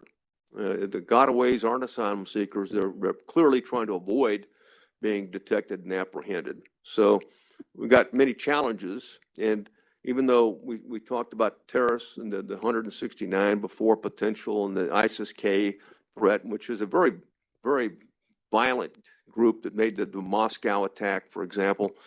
And one of the things that we're very proactive in Texas is doing a coordinated, multi-agency, complex coordinated attack scenario that we did with the FBI and through all their 4 offices in all our regions across the state.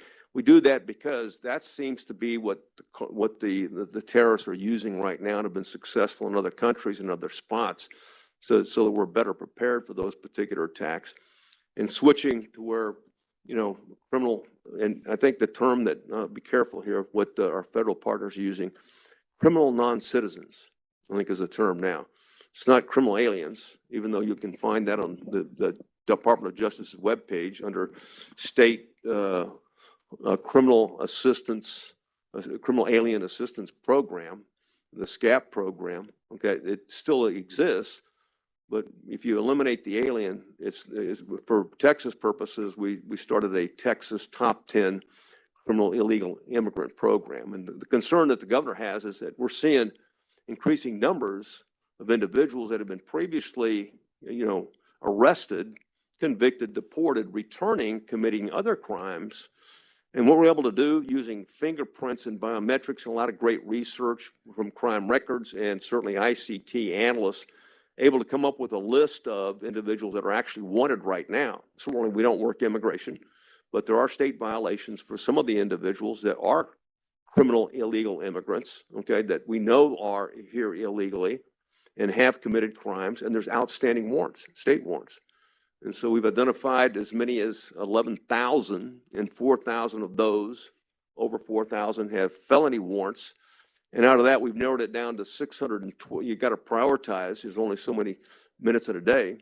And we're prioritizing on 612 or 620 now. 620 individuals. And from that, there's obviously top 10 on that. But it doesn't mean that we're just looking for the top 10. We're looking for others as well. And we'll continue to do so. And that concludes my brief. Anything else? Okay.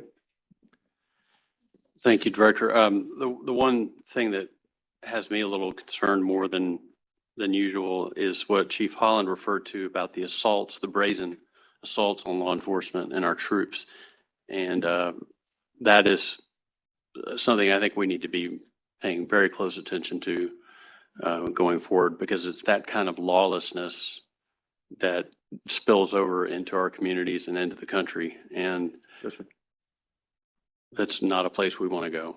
And to your point, Chairman, and we saw how they were using, post, riot on March at Gate 36, how TDA members were dispersing their resources to be able to cut through.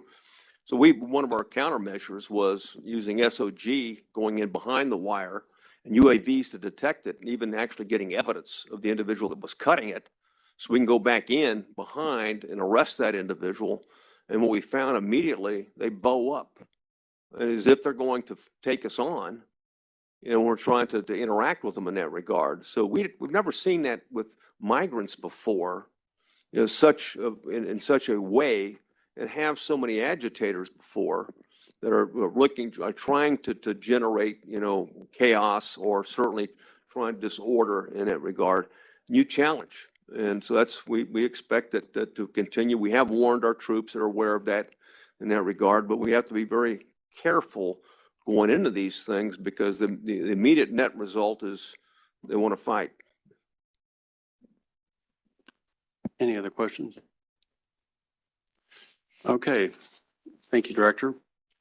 Before we move on to the next item on the agenda, I want to recognize some guests here with us today. We have Scott McNaughton from the Governor's Office, Suzanne Tomlin from the Lieutenant Governor's Office, along with Megan Mueller from the Lieutenant Governor's Office as well.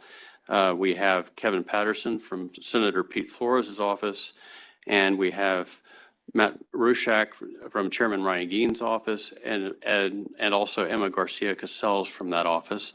And lastly, we have Shelby Sterling from Senator Brian Birdwell's office. Thank you all for being here today, and I'm sorry if I missed anybody. Moving on to item 8 on our agenda, the new business report, discussion with possible action on the fiscal year 2025 internal operating budget. Chief Whittington.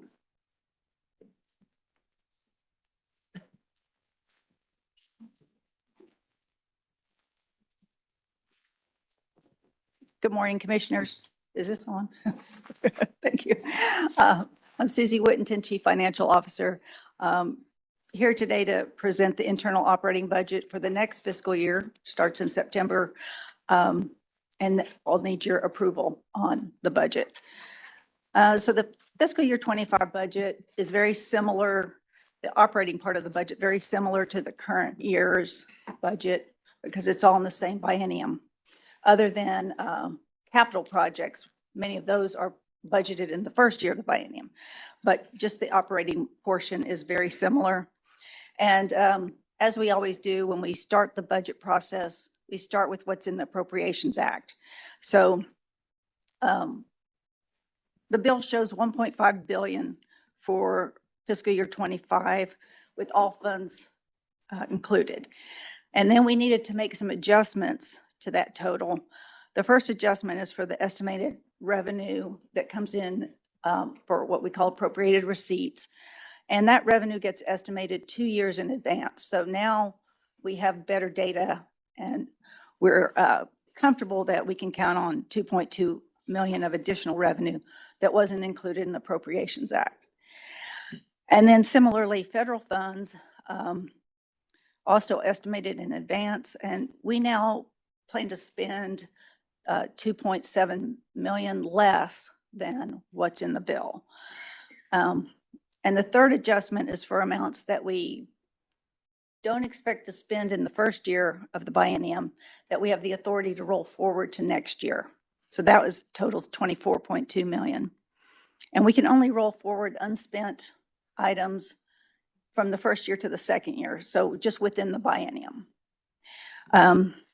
And that brings us to a total of approximately 1.53 billion to allocate for the internal budget. The next slide shows the budget by strategy. This is how we get our money. And the first column shows shows the budget just as it was appropriated in which strategies.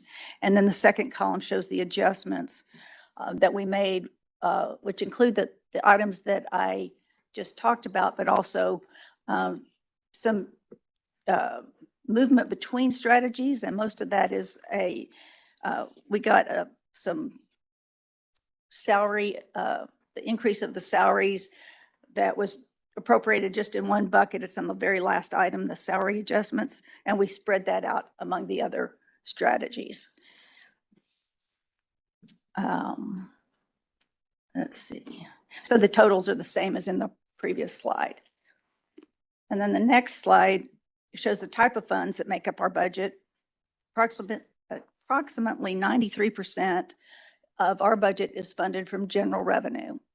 And then we have about 12.5 million in general revenue dedicated funds, 34 million in federal funds, and then the rest of the budget is funded from the revenue that we collect that we get to spend.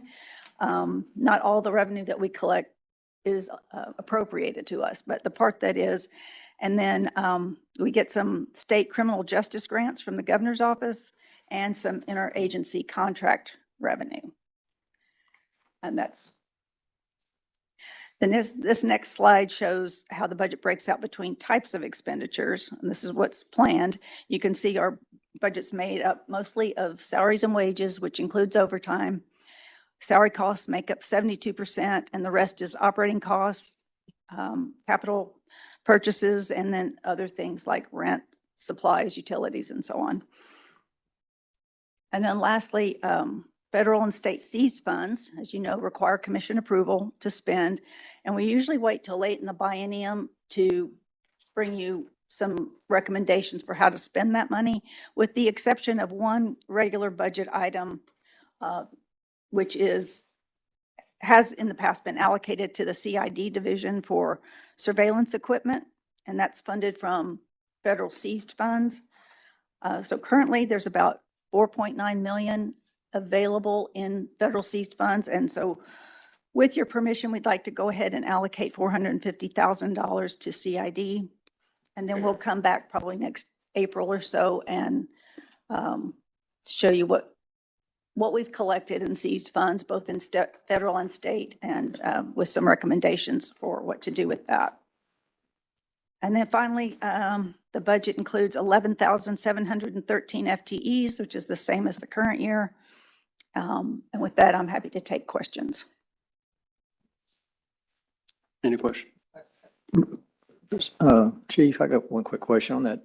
The federal funds, it looks like on your breakdown, we use for our budget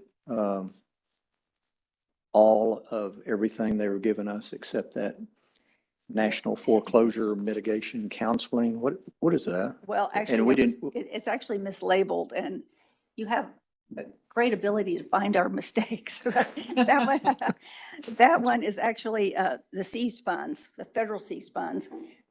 It should have been labeled equitable sharing program, but it's not that we're not going to collect that money. We're just not going to budget it right now. So we reduced it out of the available funds. Because one, it's very hard to predict how much seized funds we'll get in a year. And that's why we usually wait till the end of the biennium when we know really what's going to be available, and then ask to spend it. What did you call that again? Equitable sharing. Equitable sharing, okay. It's, you know, when these guys. Yes, Yeah, okay. they. Okay. Yeah. I understand. That we wait for the courts to decide what, if any, comes to us. Understood. Okay. All right. Thank you.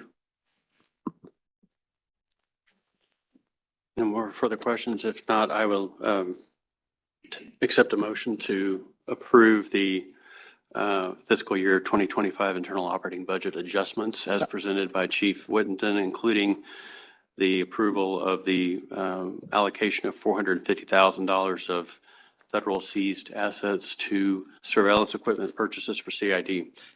Chairman, I move to approve the budget. And I'll second. Is there any further discussion? Hearing none, all in favor say aye. Aye. All opposed, same sign. Motion passes. Thank you, Chief. Thank you. Moving on to item B under new business, report discussion of possible action on the following rule proposals for publication to receive public comment. And we'll start with Chief Wayne Muller for items 1 through 2. And I guess we can have you do 8 as well. As well, yes. Chairman, Commissioners, good morning. Wayne Muller, Chief Regulatory Services Division. The first 2 items, the sections, proposed rule amendments in items 1 through 2 on your agenda, all impact the license to carry program. The first one is the one of substance, and it would be a change to Rule 6.12. That rule currently states it provides a form that current peace officers can fill out and provide to the department along with their license to carry application, requesting that we use the fingerprints that they already have on file by virtue of their TCO license and use those to run the background check as part of their license to carry application. While that sounds efficient, FBI requirements do dictate that any fingerprints that are captured for another purpose, such as an occupational licensing purpose like TCO, cannot be used for handgun permitting purposes. So in order for us to be in compliance with the FBI requirements, we are going to remove that wording from the rule. And so a peace officer would have to just do like any other applicant at that point. They would, online, they'd be able to set an appointment through the vendor that Crime Records Division contracts with and get the electronic fingerprints done. We just cannot skip that step by using what they already have on file. The other changes here to 6.14 and 6.18 are very clerical in nature. They're removing some specific form numbers so that in the future, if we need to change a form number, or like in this case, we're eliminating a form altogether, we don't have to go back and crack open the rule book because of a form number being in there. So it's very clerical in nature. Likewise, item number 2, 6.96 regarding first responders, that's literally just changing a word student to applicant so that it reads consistently with the rest of the provisions within the program. And you want me to go ahead and do number 8? Yes, please. Items under number 8 on your agenda are all impacting the private security program. The first one, adding some language to Rule 35.5 is some clarification and strengthening language so that private security companies understand they cannot use the likeness, the insignia, the name of the Department of Public Safety as part of their advertising activities. Changes to Rule 35.9. Currently, that rule requires that in their advertising, a private security company include their business address within their advertising. This creates an exception so that if the business address is also the residence of the licensee, then they do not have to do that. And then lastly, changes to Rule 35.13 simply clarifies that a requirement of a drug-free workplace policy applies to all types of licensees, regardless of business setup, whether it be a sole proprietorship, partnership, or corporate structure. On those, on number 8, they have all been put before the Private Security Advisory Committee previously, and they are in support of those rule changes. And so with that, Chairman, I would request the Commission's consideration for items 1, 2, and 8 that they be approved for being placed in the Texas Register for the requisite public comment period. Thank you. I'll entertain that motion if there's one. Move approval. And I second. We have a motion from Commissioner Blair and a second from Commissioner Wainwright to approve for publication in the Texas Register to receive public comment items 1, 2, and 8 under Section 8B of our agenda. Is there any further discussion? Hearing none, all in favor say aye. Aye. Aye. All opposed, same sign. Motion passes. Thank you, Chief. Now I would like to ask Chief Sherry Gibson to come up and present on items 3 through 7.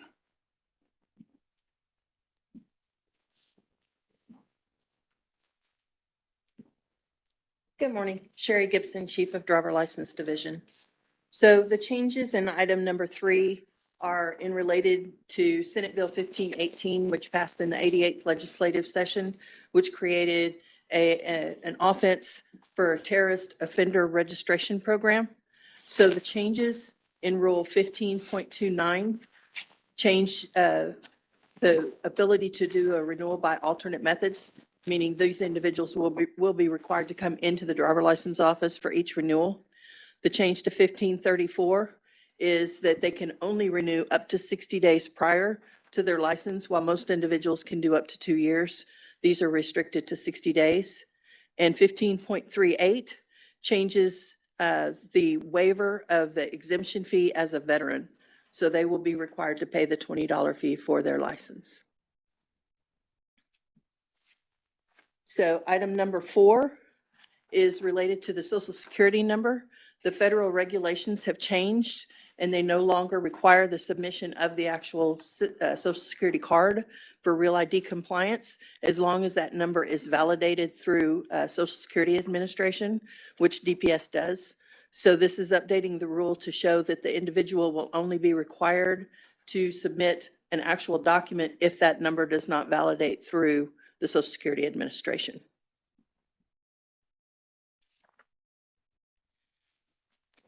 So item number 5 is regarding the demand for the surrender of driver license.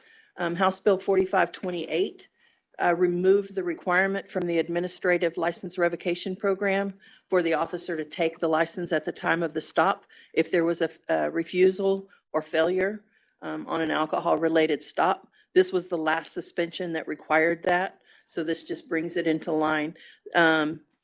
The person still faces all of the same administrative suspension actions. They just don't have to surrender their driver license, and it can be continued to be used as an identification card only.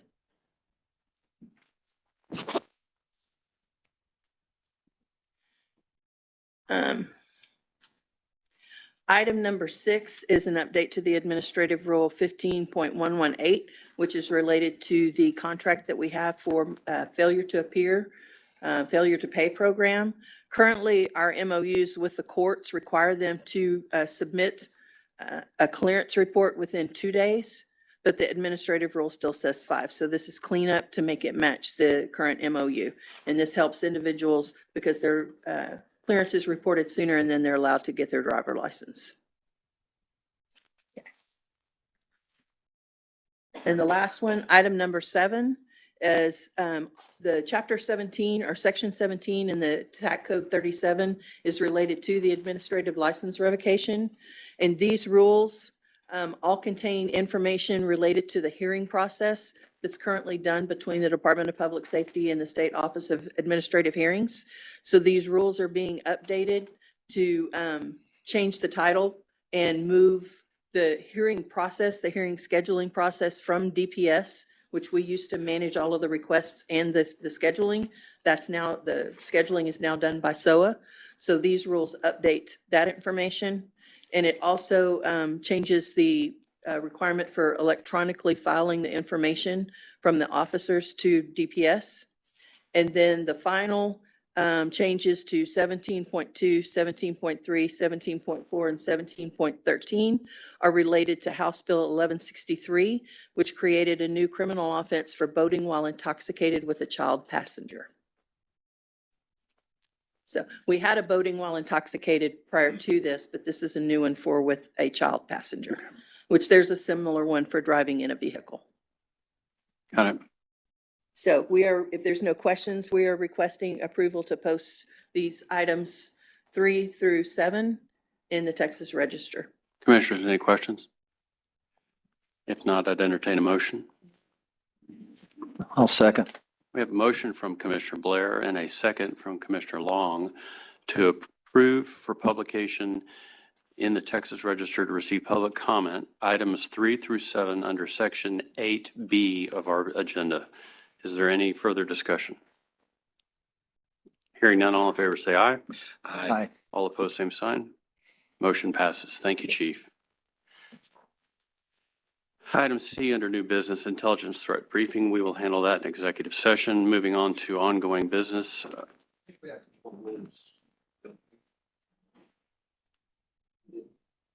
Not in. Do we have another?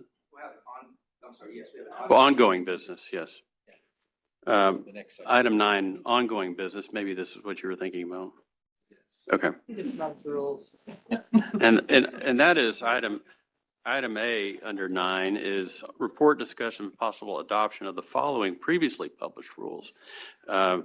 Items 1 and 2 are Chief Wayne Muller. Yep. Our general counsel is not going to let us miss a rule. Thank you. Thank you, Chairman. Again, Wayne Muller, Chief Regulatory Services Division.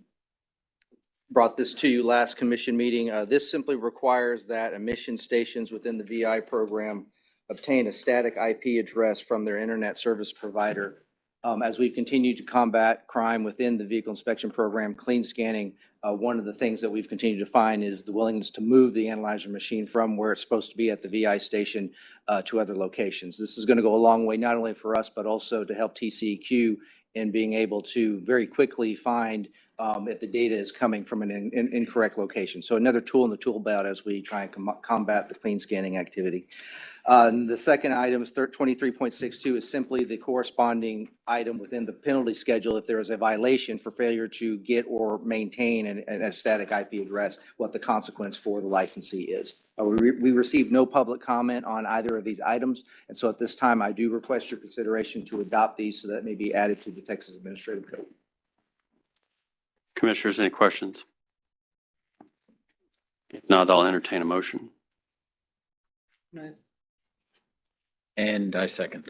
We have a motion from Commissioner Blair and a second from Commissioner Wainwright to approve or to adopt the rules, the proposed amendments under 37 TAC sections 23.55 and 23.62 listed under item 9A, items 1 and 2 on our agenda. Is there any further discussion? Hearing none, all in favor say aye. Aye. All opposed, same sign. Motion passes. Thank you, Chief. Item B, report discussion of possible action regarding the modification of the DPS organizational structure and the appointment, promotion, ratification, employment evaluation, reassignment, duties, discipline, or dismissal of a member of the department or commission management team. Director McCraw, do you have anything for us? Yes, sir. One item, that you're aware that Justin Crane, the Assistant Chief of Texas Highway Patrol, and of course, he was very important to the department and certainly in the K-9 program, is retired after his faithful service. So we have an opening in that position. And with the advice and consent of the Public Safety Commission, we'd recommend to you Major Bruce James to serve as the new Assistant Chief of the Highway Patrol Division. And he's here today. I did see him. I haven't seen Major Rippey running around, but I have seen. Is there any discussion or any questions for the director on that? If not, I'll entertain a motion to approve his recommendation of Major Bruce James to be named the Assistant Chief of the Texas Highway Patrol. So moved. We have a motion from Commissioner Long and a second from Commissioner Blair to approve the promotion of Major Bruce James to the position of Assistant Chief of the Texas Highway Patrol. Is there any further discussion? Hearing none, all in favor say aye. Aye. All opposed, same sign. Motion passes. Congratulations.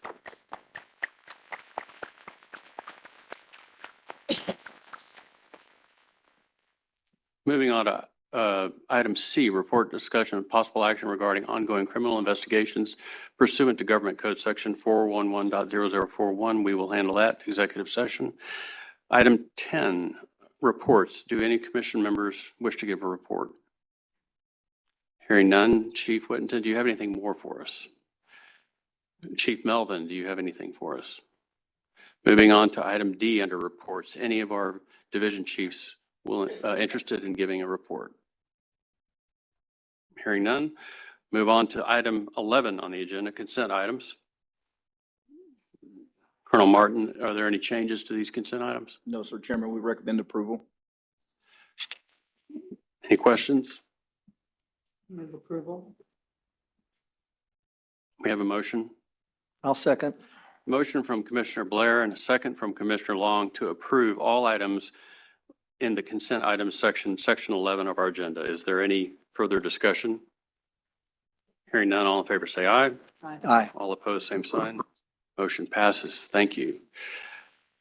Item 12, items for future agenda. Commissioners, please get with Phil or Sophie if you have any items that you would like to see on our next agenda. The date for our next meeting we'll have discharge hearings scheduled for August 21st, 2024, and the regular Public Safety Commission meeting is scheduled for August 22nd of 2024. The Public Safety Commission will now go into closed session at this time pursuant to the Texas Open Meetings Act, Chapter 551, to consider matters authorized to be considered in executive session are under Government Code Section 551.071, 072, 073, 074, 076, and Government Code Section 411.0041. The time is 12:07 PM.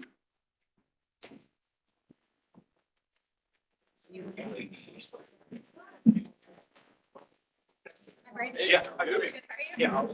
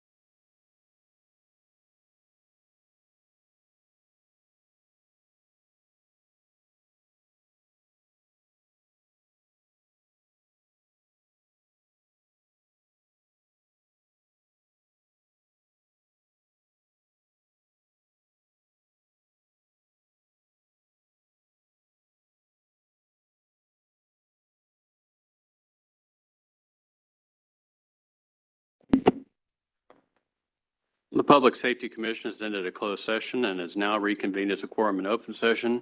The time is 1:25 p.m. I will note that Commissioner Wainwright had to leave during executive session. If there is no further business, I will entertain a motion to adjourn. Is there? We have a motion from Commissioner Blair and a second from Commissioner Stodgill to adjourn the meeting. All in favor say aye. Aye. All opposed, same sign. Motion passes. We are adjourned. Thank you.